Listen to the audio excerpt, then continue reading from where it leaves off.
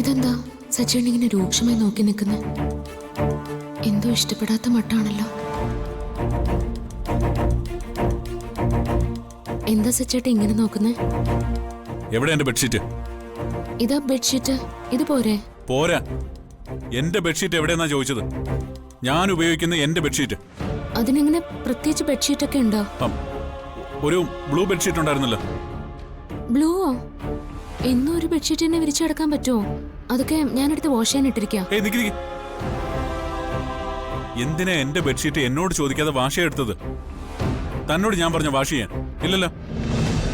ഇത്രയും കാലം സച്ചേട്ടനോട് ചോദിച്ചിട്ടോ ഞാൻ അനുവാദം വാങ്ങിച്ചിട്ടോ അല്ല ഇതൊക്കെ അലക്കുന്നതോ വിരിക്കുന്നതോ ഒന്നും. ഇപ്പൊ മാത്രം എന്താ പ്രശ്നം? അതന്ന്, ഇന്ന് അതല്ല. എന്റെ കാര്യങ്ങള് ഞാൻ തനിയെ ചെയ്തോളാം. എനിക്കതിനുള്ള പ്രാപ്തിയുണ്ട്. അതിനെന്നെ ഒന്ന് സമ്മതിച്ചാൽ മാത്രം മതി. കേട്ടല്ലോ?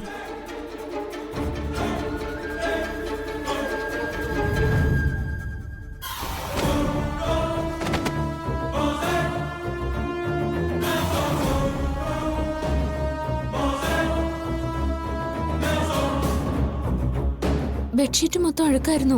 അതാ ഞാൻ വാഷ് ചെയ്യാനിട്ടെ. അതിനു പകരം ഇതുപയോഗിച്ച എന്ത് സച്ചേട്ടാ കുഴപ്പം? ഇത് വേറെ ആരും ഉപയോഗിച്ചതല്ല, പുതിയതാ. ഇത് മതിയെന്ന് താനാണോ തീരുമാനിക്കുന്നത്?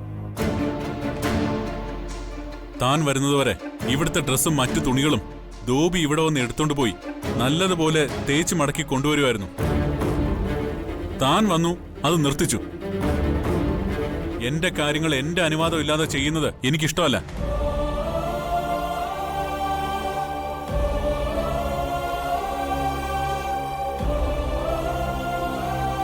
ഇനി മേലിൽ എന്റെ അനുവാദമില്ലാതെ ഒരു കാര്യം എനിക്ക് വേണ്ടി ചെയ്യരുത്. മനസ്സിലായോ? മനസ്സിലായോന്ന്?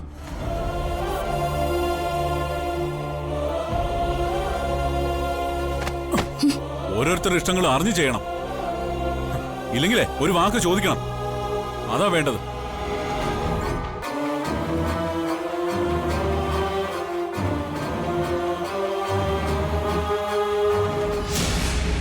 എന്റെ കാര്യങ്ങൾ ഞാനാണ് തീരുമാനിക്കുന്നത്. ആയിക്കോ, അത് വേണ്ടെന്നൊന്നും ഞാൻ പറയുന്നില്ല. അതൊക്കെ ഓരോരുത്തരുടെ സൗകര്യങ്ങളാ. പക്ഷേ അത് മറ്റൊരാളെ എത്രമാത്രം വേദനിപ്പിക്കുന്നുവെന്ന് കൂടി ഒന്ന് മനസ്സിലാക്കണം. വേദനിപ്പിക്കാൻ മാത്രം ഞാനൊന്നും പറഞ്ഞില്ലല്ലോ. അത് ശരിയാ. അല്ലെങ്കിലും എനിക്ക് വേദനിക്കുന്നുണ്ടോന്ന് ഇയാൾക്കറിയേണ്ട കാര്യമില്ലല്ലോ. തനിക്കിതിൽ വേദനിക്കാൻ എന്താ ഉള്ളത്? എങ്ങനെയോ വഴിതെറ്റി സുഹൃത്തുക്കളായവരാ നമ്മൾ. തനിക്കെന്നോട് ചോദിക്കാനുള്ളത് സുഖമാണോ, വീട്ടുകാർക്ക് സുഖമാണോ എന്ന് മാത്രം. അതിനപ്പുറത്തേക്ക് നമ്മൾ തമ്മി എന്ത് സൗഹൃദമാണ്? ഒരു സുഹൃത്തെന്ന രീതിയില് ഞാൻ ഇതൊക്കെ അല്ലേ തിരക്കേണ്ടത്? തന്നെ ഞാൻ എങ്ങനെ സുഹൃത്തായിട്ട് കാണും? സുഹൃത്തുക്കൾ എന്ന് പറഞ്ഞാൽ എന്താ? അങ്ങനെ അല്ലാത്തതുകൊണ്ടാണോ ഇത്രയും കാലം നമ്മൾ സമയം കാലം നോക്കാതെ സംസാരിച്ചുകൊണ്ടിരുന്നത്? തന്നെ കുറിച്ച് താൻ പറഞ്ഞ പേരല്ലാതെ എനിക്ക് വേറെ എന്തറിയാം? വേറൊരു കാര്യം ചോദിച്ചാൽ താൻ പറയില്ലല്ലോ. ഇനി താൻ പറഞ്ഞ പേര് പോലും സത്യമാണെന്ന് ആർക്കറിയാം? അതുകൊണ്ട് ഞാൻ അതും വിശ്വസിച്ചിട്ടില്ല. ഇപ്പം അതാണോ ഇയാളുടെ പ്രശ്നം? ഞാൻ എന്നെ കുറിച്ച് പറയാത്തത്? പ്ലീസ്, എനിക്കിനി തന്നെ കുറിച്ച് ഒന്നും അറിയണമെന്നില്ല. അറിഞ്ഞതൊക്കെ മതി. നമുക്ക് ഈ സംസാരം ഇവിടെ നിർത്താം. ദയവേത് എന്നോട് ഇങ്ങനൊന്നും പറയരുത്. എന്റെ ഭാഗത്തുനിന്ന് എന്തെങ്കിലും തെറ്റ് പറ്റിയിട്ടുണ്ടെങ്കിൽ ഞാൻ ക്ഷമ ചോദിക്കാം, പ്ലീസ്. ക്ഷമ പറയാൻ താൻ തെറ്റൊന്നും ചെയ്തിട്ടില്ല. തെറ്റ് ചെയ്തേ ഞാനാ. ഇത്തരത്തിൽ വളരാത്ത രീതിയിൽ നമ്മുടെ ഫോൺ വിളി നിയന്ത്രിക്കണമായിരുന്നു. അതെന്റെ തെറ്റ്. അത് ഞാനായിട്ട് ഇനി മുതൽ തിരുത്തുന്നു. അങ്ങനെയൊന്നും പറയല്ലേ. എനിക്കതൊന്നും സഹിക്കാൻ പറ്റുന്നില്ല. സോറി. എനിക്ക് 100 പ്രശ്നങ്ങളുണ്ട്, കമ്പനിയിലാണെങ്കിലും വീട്ടിലാണെങ്കിലും. അതിനിടയിൽപ്പെട്ട് ഞാൻ ഭ്രാന്ത് പിടിച്ചിരിക്കുക. അതിന്റെ കൂടെ തന്റെ പ്രശ്നങ്ങളോട് താങ്ങാൻ എനിക്ക് വയ്യ. സോ നമ്മളിവിടെ അവസാനിപ്പിക്കുന്നു. ഞാൻ കോള് കെട്ടിയോ? Bye forever. ഹലോ.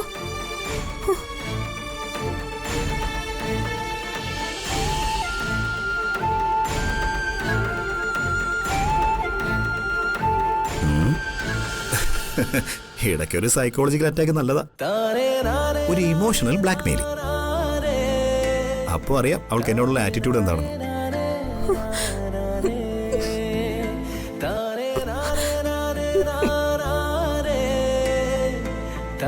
ശകലം കൂടിപ്പോയോ? അവസാനം ഞാൻ സഹിക്കുവാണെന്ന് അവള് പറയൂ. ഹേയ്,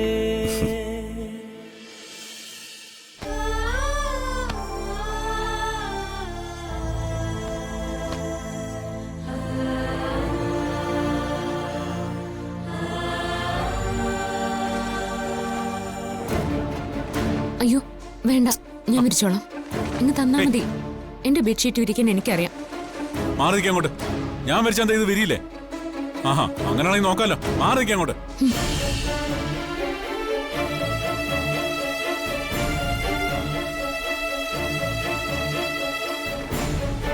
താൻ കാരണം എന്റെ എല്ലാ ശീലങ്ങളും പാടെ മാറി. ഞാനിപ്പോ വെറും ഒരു കുഴിമടിയനായെന്നാ തോന്നുന്നേ. ഇതെന്താ സച്ചേട്ടൻ പല നേരം പല സ്വഭാവം കാണിക്കുന്നേ?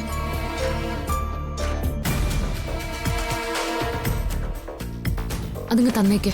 ഏയ്, തരാൻ.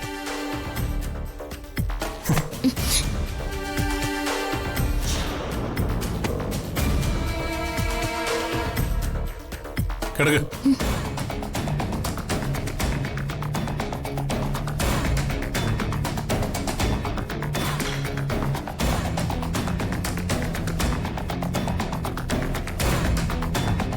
മര്യാദയ്ക്ക് കിടക്കാൻ.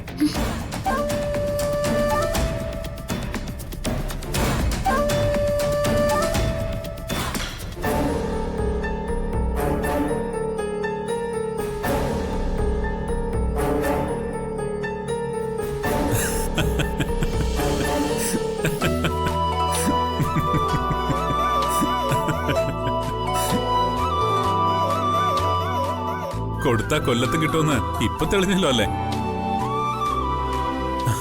അടുക്കളയിൽ നിന്നും എനിക്ക് തന്നു. അത് 10 മടങ്ങായി ഞാൻ ബെഡ്റൂമിൽ വെച്ചു തിരിച്ചു തന്നു. അത്ര തന്നെ. കളിക്കാണേലും ഇങ്ങനെയൊന്നും ചെയ്യല്ലേ. ഞാൻ അങ്ങ് പേടിച്ചു പോയി സച്ചേട്ടാ.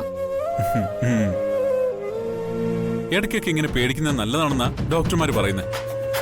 നമ്മൾ പേടിക്കുമ്പോ ബ്ലഡ് സർക്കുലേഷൻ കൂടും പോലും. ഹൃദയം കൂടുതൽ സ്പീഡിൽ വർക്ക് ചെയ്യും. മൊത്തത്തില് ആരോഗ്യ പ്രധാനമാണ്. എനിക്ക് ആ ആരോഗ്യമൊന്നും വേണ്ട. പേടിച്ച് പേടിച്ച് ഉള്ള ആരോഗ്യം മൊത്തം അങ്ങ് പോയി.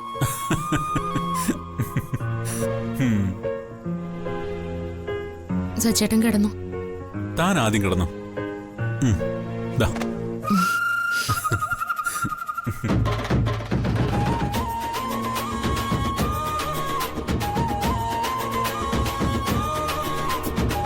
Good night. കിടന്നോളൂ.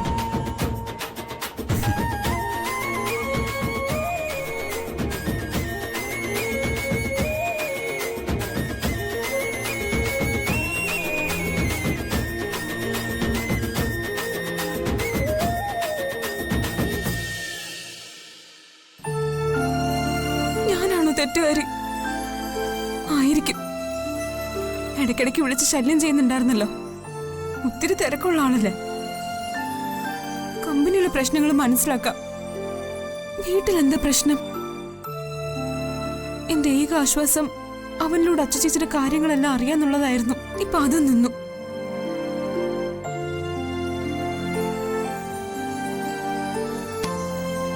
എന്നോട് സംസാരിക്കാൻ താല്പര്യമില്ലെന്ന് പറയാനും മാത്രം ഞാനൊന്നും ചെയ്തിട്ടില്ലല്ലോ. അതെനിക്ക് ഉറപ്പാ. അവസാനമായിട്ടൊരു മെസ്സേജ് ഇട്ടേക്കാം.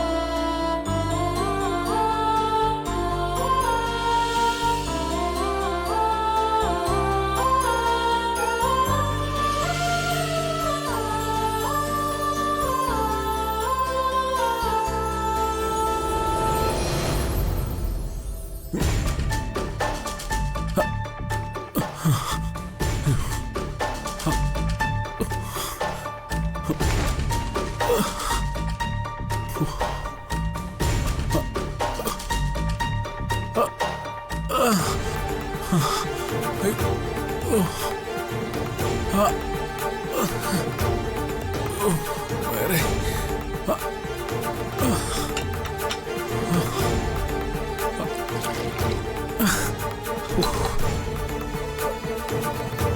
അയ്യോ.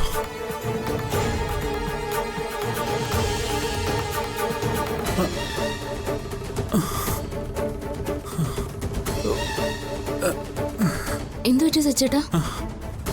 നല്ല വയറുവേദന. ഏത് വശത്താ വേദന? വയറ് മൊത്തത്തിലാ. ഒത്തിരി നേരം ഇരുന്ന് ജോലി ചെയ്യുന്നുണ്ടാവും, അല്ലെങ്കിൽ വെള്ളം കൂടിയും കുറയുന്നുണ്ടാവും. കുറെ കൂടി വെള്ളം കുടിക്കണം. വെള്ളം കൂടി വളരെ കുറവാ. കുടിക്കേ. ഓഫീസിലെത്തിയ പിന്നെ ഓരോന്നിന്റെ പുറകിലല്ലേ.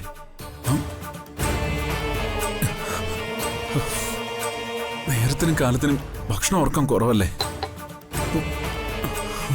നമുക്കൊന്ന് ഹോസ്പിറ്റലിൽ വരെ പോയാലോ? നോക്കട്ടെ, കുറവില്ലെങ്കിൽ പോവാം. കട്ടൻ കാപ്പി എന്തെങ്കിലും വേണോ? ഏയ് ഇപ്പൊ വേണ്ട.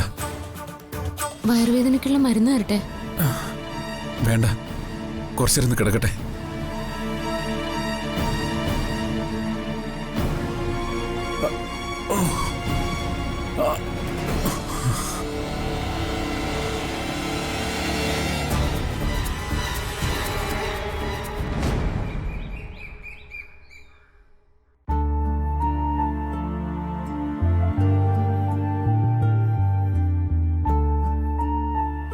സച്ചേട്ടാ,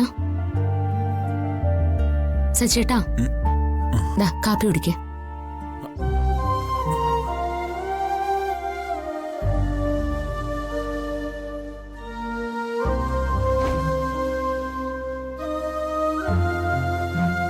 ഇത് കാപ്പിയല്ലല്ലോ. സാധാ കാപ്പിയല്ല സച്ചേട്ടാ, കഷായ കാപ്പിയാ. കഷായ കാപ്പിയോ? ഇതെന്തിനാ? ഇന്നലെ രാത്രി മൊത്തം സച്ചേട്ടന് വയറുവേദന കാരണം കഷ്ടപ്പെടുന്ന ഞാൻ കണ്ടതാ. ഇത് നല്ലതാ വയറുവേദനയ്ക്ക്. വയറുവേദന പമ്പ കിടക്കും. കുടിക്കുക തണുക്കുന്നതിന് മുമ്പ്. ഏയ് ഇതൊന്നും വേണ്ട. ദാ ഇപ്പൊ എനിക്ക് നല്ല ആശ്വാസമുണ്ട്. ആഹാ, അത് പറ്റില്ല. കുടിക്കണം. കുടിച്ചാ മതിയാവും.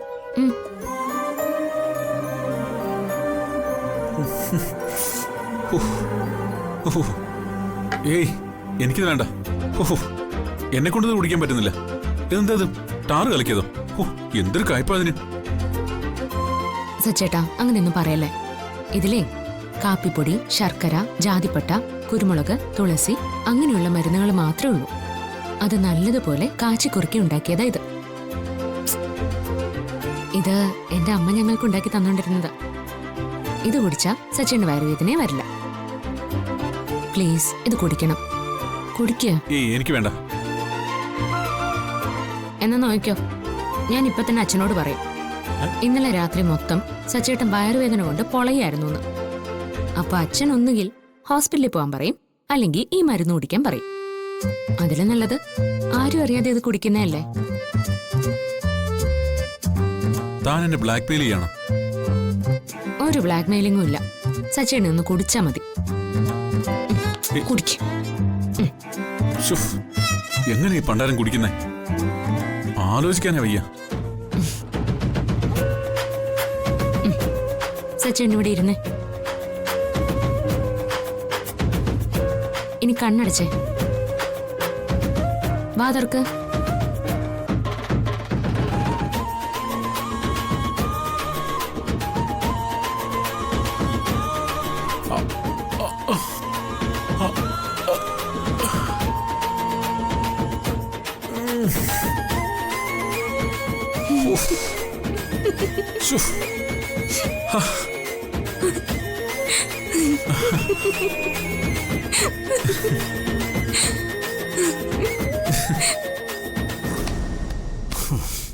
രാവിലെ ആയ പിന്നെ ഗുഡ് മോർണിംഗ്, രാത്രിയായാൽ ഗുഡ് നൈറ്റ്, സ്വീറ്റ് ഡ്രീംസ്, ചപ്പ് ചോറൊക്കെ.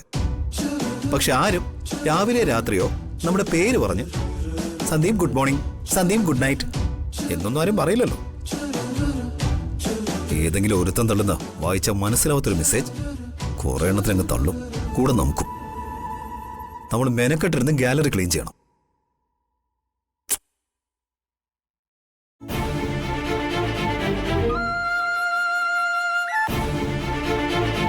പരിഹാരമില്ലാത്ത പ്രശ്നങ്ങളൊന്നുമില്ല. ക്ഷമയോടെ അതെല്ലാം നേരിടണമെന്ന് മാത്രം.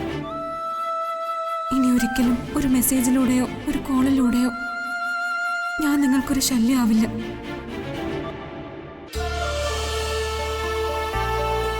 തന്ന സൗഹൃദത്തിനും ചിലവഴിച്ച സമയത്തിനും ഒത്തിരി നന്ദി. വാക്കുകൊണ്ടോ മെസ്സേജ് കൊണ്ടോ വേദനിപ്പിച്ചിട്ടുണ്ടെങ്കിൽ മാപ്പ്. ഇനി ഉണ്ടാവില്ല ഒരിക്കലും.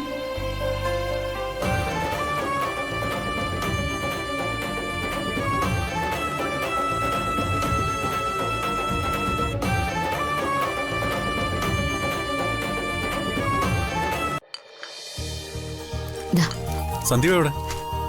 രാവിലെ കമ്പനി പോയോ? ഇത്രയും രാവിലെ കമ്പനി പോയിട്ട് എന്ത് ചെയ്യാനേട്ടാ? തൂത്തുവാരാനും തുടയ്ക്കാനൊക്കെ ആൾക്കാരുണ്ടല്ലോ ഇവിടെ. ഓഹോ, അപ്പൊ സച്ചേട്ടൻ ഇടയ്ക്ക് നേരത്തെ കമ്പനിയിൽ പോകുന്നത് തൂത്തുവരാനല്ലേ? എന്താണ് ഇവിടെ ഒരു ചർച്ച? സന്ദീപ് രാവിലെ കമ്പനിയിൽ തൂത്തുവാരാൻ പോയോന്ന് ഒരാൾക്ക് സംശയം. തൂത്തുവാരാനോ? അതെന്റെ പണിയല്ലല്ലോ. ആർക്കാ അങ്ങനെ ഒരു സംശയം? ഓ, വേറെ ആർക്കാ? സ്വന്തം അനിയത്തിക്ക് തന്നെ. രാവിലെ തന്നെ രണ്ടുപേരും കൂടെ വഴക്കിടാനുള്ള വഴി നോക്കുവല്ലേ? സ്നേഹ, നിനക്കെന്താ അവനോടൊരു പുച്ഛം? ഇനി കമ്പനി തൂത്തുവരുന്നത് ഒരു കുറവാണോ?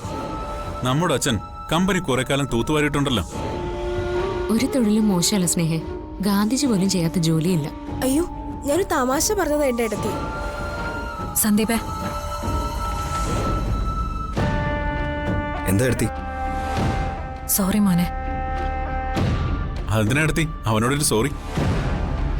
ഞാൻ ഇന്നലെ ഇവനെ ആ പ്രോജക്റ്റ് അഗ്രിമെന്റ് സൈൻ ചെയ്യാൻ ഏൽപ്പിച്ചതിന് വഴക്ക് പറഞ്ഞില്ലേ, അതിനാ. ഇവനത് വൈകി ഏൽപ്പിച്ചത് നന്നായി. ഞാനിപ്പോ നമ്മുടെ ടൗൺ പ്ലാനറുമായി സംസാരിച്ചതാ. എന്താ എടുത്തി? എന്തെങ്കിലും പ്രശ്നമുണ്ടോ?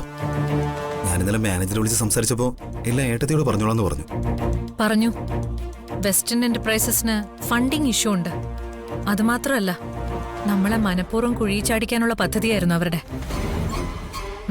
ഞാനിപ്പോ അത് കൺഫേം ചെയ്തു. അതെങ്ങനെ എടുത്തി?